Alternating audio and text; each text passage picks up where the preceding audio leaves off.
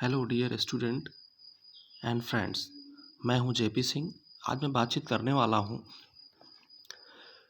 Adrenergic agonist में। आपने देखा कि तीन टाइप के क्लासिफिकेशन है, जिसमें दो टाइप के स्ट्रक्चर आपको देखने को मिले।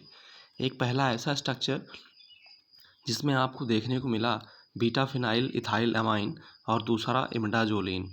तो आज मैं बातचीत करने वाला हूँ इमिडाजोलिन एगोनिस्ट का SAR स्ट्रक्चरल एक्टिविटी रिलेशनशिप क्या होता है, ये हम बताने की कोशिश करेंगे और आपको समझाने की कोशिश करेंगे।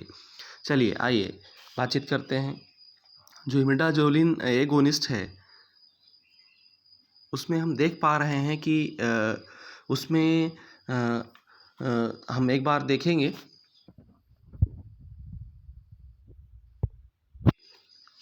इसमें एरोमेटिक पोजीशन पर जहां आप देख पा रहे हैं राइट साइड में लेफ्ट साइड में आप देख रहे हैं जो एरोमेटिक जहां पे AR लिखा हुआ है, यहाँ पे क्या हो सकता है, एरोमेटिक रिंग हो सकता है। यहाँ पे क्या हो सकता है, एरोमेटिक रिंग हो सकता है। और यहाँ की बात हो रही यहाँ की, जिसमें क्या हो सकता है, एरोमेटिक रिंग हो सकता है। जिससे इस जगह पे क्या हो सकता है, aromatic ring with substitution. Generally यहाँ पे जो होता है बेंजीन या नेपथलीन रिंग होता है स्ट्रक्चर में। अभी एग्जांपल में आपको देखने का मौका मिलेगा। और इसी जगह पे सब्स्टिट्यूशन विद हाइड्रोजन से आप यहाँ सब्स्टिट्यूशन कर सकते हैं। एल्काइल ग्रुप से आर्थो पोजीशन पर एल्काइल ग्रुप से कर सकते हैं। और साथ ही साथ आप आर्थो पोजीशन जब आप हाइड्रोजन या एल्काइल ग्रुप से आर्थो पोजीशन पे सब्स्टिट्यूशन करेंगे, जो जो यहाँ पे एरोमेटिक रिंग होगी, तो उससे क्या होगा, उससे आपको देखने को मिलेगा कि ओवरऑल कंपाउंड की जो एक्टिविटी है वो इन्हेंस होगी। ओवरऑल कंपाउंड की एक्टिविटी बहुत तेज़ी के साथ बढ़ेगी। जैसे एग्जांपल हम देख लेते हैं। एग्जांपल की अगर बात करें, एग्जांपल आप देख पा रहे हैं ऑक्सीमेटाजोलिन और एक्साइलोमेटाजोलिन। जो एग्जांपल है इसमें आपको यहाँ पे एक एरोमेटिक रिंग मिलेगा जिसमें एटलीस्ट दो या तीन मिथाइल ग्रुप आपको देखने को मिलेंगे। नीचे स्ट्रक्चर में आप देख पा रहे होंगे, ये इसका एग्जांपल है, ये है और ये नीचे वाला है। आप देख पा रहे हैं इसमें दोनों में जो है मिथाइल ग्रुप आपको देखने को मिल रहा है, यानी एल्काइल ग्रुप होगा या कोई हाइड्रोजन ग्रुप उसमें अटैच्ड होगा यहाँ पे एरोमेटिक रिंग के ऊपर आर्थो पोजीशन पर। दूसरी चीज़ अगर हम बातचीत करें एक्स जो आपका जो है जो ब्रिज काज कर रहा है, यहाँ की बात करें जिसमें ब्रिज बन रहा है, ब्रिज यूनिट है। इसमें क्या होता है कि दो मॉलिक्यूल आपस में जुड़े होते हैं जो एक दूसरे से इंटरकनेक्टेड होते हैं बाय द ब्रिजिंग यूनिट।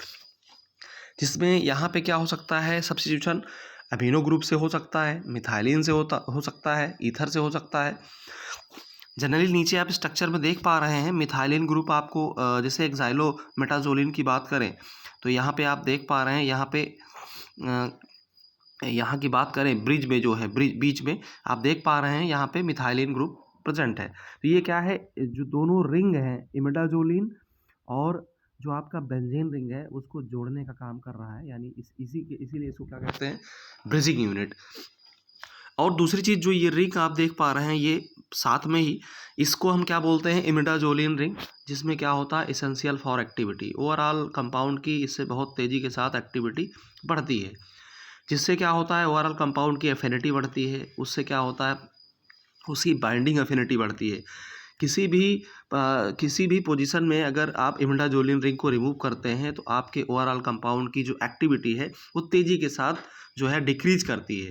ये चीज़ ध्यान रखना है कि इमिडाजोलिन रिंग में किसी तरह का कोई भी छेड़खानी नहीं करनी है, कोई इसमें भी कोई मॉलिक्यूल को सेपरेट नहीं करना है, इसके पास कोई सब्स्टिट्यूशन नहीं करना है। दूसरी चीज़, इमिडाजोलिन रिंग में आप देख पा रहे हैं substitution on ring on little effect on activity. अगर यहाँ पे जो इमिडाजोलिन रिंग है, अगर इसको आप इसमें कुछ डिस्टर्ब करते हैं, इसमें कुछ मॉलिक्यूल को चेंज करते हैं, तो आपके जो ओवरऑल कंपाउंड की एक्टिविटी है वो जो है हैम्पर करती है। कहीं ना कहीं वो जो है आपकी एक्टिविटी कम ही होती है, बढ़ती नहीं है उससे। इसलिए इमिडाजोलिन रिंग को आपको डिस्टर्ब नहीं करना है। तो आप इसमें देख पा रहे हैं, एक बार फिर से मैं आपको समराइज़ कर दूं कि जो आपका इमिडाजोलिन रिंग है उसमें क्या है, उसमें अभी मैंने बताया कि जो जो लेफ्ट साइड में एरोमेटिक रिंग से सब्स्टिट्यूशन होगा, जिसमें क्या हो सकता है, बेंजीन हो सकता है, नेपथलीन हो सकता है। और इसका सबसे जो यहाँ पे रिंग लगेगी उसका सब्स्टिट्यूशन कैसे हो सकता है, सब्स्टिट्यूशन विद हाइलोजन्स हो सकता है। हाइलोजन के साथ हाइलोजन आर्थो पोजीशन पे लग सकता है, या अल्काइल ग्रुप आर्थो पोजीशन पे लग सकता है। इससे क्या होगा, ओवरऑल कंपाउंड की जो एक्टिविटी है वो बहुत तेज़ी के साथ बढ़ेगी, जिससे कंपाउंड जो है बहुत ही अच्छी बायोलॉजिकल रिस्पांस प्रोड्यूस करेगा। चलिए आइए हम देख लेते हैं एक बार एग्जाम्पल में हम देखने का प्रयास करेंगे। और जो स्ट्रक्चर आप देख रहे हैं ओवरऑल, ये क्या है, ये स्ट्रक्चर जो है ये इमिडाजोलिन रिंग का स्ट्रक्चर है। इस कैटेगरी में कई सारे ड्रग्स आते हैं जो आपके सिलेबस में है। ये जो SAR आप देख पा रहे हैं ये बेसिकली सेरोटोमाइमेटिक एजेंट के अंतर्गत आता है, जिसको हम एड्रेनर्जिक एगोनिस्ट कहते हैं।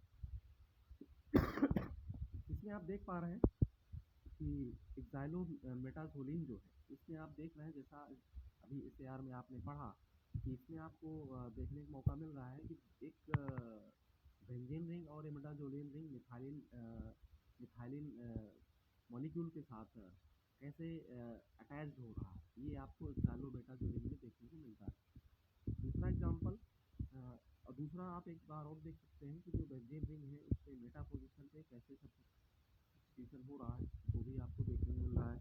दूसरी चीज़, दूसरा जो स्ट्रक्चर है, जो आपका जो स्ट्रक्चर है वो भी आप देख रहे हैं दूसरे नंबर पे आप देख रहे हैं कि ये जो आपका सब्स्टिट्यूशन है ऑक्सीमेटाजोलिन में, इसमें भी आप देख रहे हैं मिथाइलिन ब्रिज के द्वारा इमिडाजोलिन और बेंजीन रिंग आपस में एक दूसरे से इंटरकनेक्टेड है। इससे क्या होता है, इससे कंपाउंड की जो एक्टिविटी है वो तेज़ी के साथ इनहेंस करती है।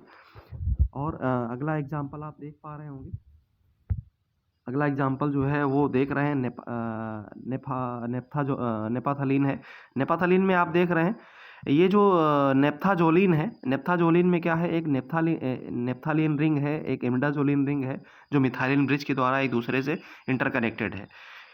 ये भी बहुत ही पोटेंट कंपाउंड है।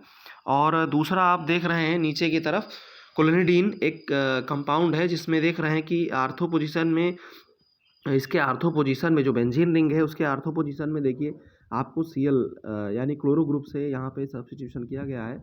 और इसको एमीन ब्रिज के द्वारा, जैसा अभी SAR में मैंने पढ़ा कि बीच में जो X जहाँ लिखा हुआ है वहाँ पे एमिनो ग्रुप हो सकता है या मिथाइलिन ग्रुप हो सकता है।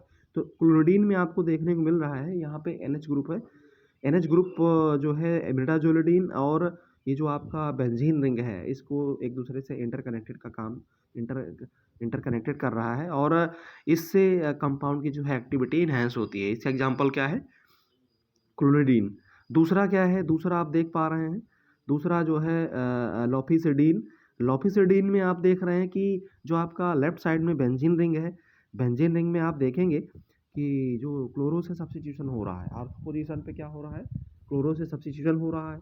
और दूसरी चीज़ ये है कि इसमें ईथर मिल रहा है, जैसा SAR में मैंने पढ़ा कि वहाँ पे मिथाइलिन हो सकता है, एमिनो ग्रुप हो सकता है, ईथर हो सकता है। तो जो लॉफिसिडीन का जो एग्जांपल है उसमें क्या है, ईथर प्रेजेंट है। तो ये चीज़ हमें ध्यान रखना है। इसमें आप देख पा रहे हैं कि इमिडाजोलिन और जो आपका बेंजीन रिंग है, सब्स्टिट्यूटेड बेंजीन है, वो ईथर से इंटरकनेक्टेड है, एक दूसरे के बीच में जो है ब्रिज का काम कर रहा है ईथर, जिसमें जो है इससे क्या होता है, कंपाउंड की एक्टिविटी इनहेंस करती है। तो इस छोटे से वीडियो में मैंने आपको ये बताने का प्रयास किया कि जो है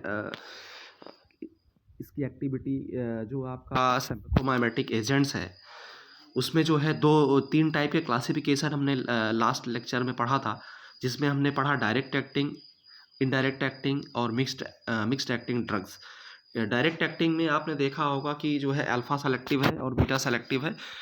तो जो है मैंने उसी के अंतर्गत जो है ये 2 टाइप के स्ट्रक्चर उसमें आते हैं। एक बीटा फिनाइल इथाइल एमाइन आता है, दूसरा क्या है, इमिडाजोलिन रिंग आता है।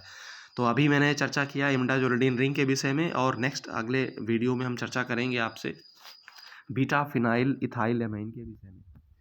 अगर वीडियो आपको पसंद आया हो तो इसको लाइक करें, शेयर करें, अपने दोस्तों के साथ इसको शेयर करें, और अगर कोई आपका सजेशन है तो आप कमेंट बॉक्स में भी दे सकते हैं और वीडियो देखने के लिए आपका बहुत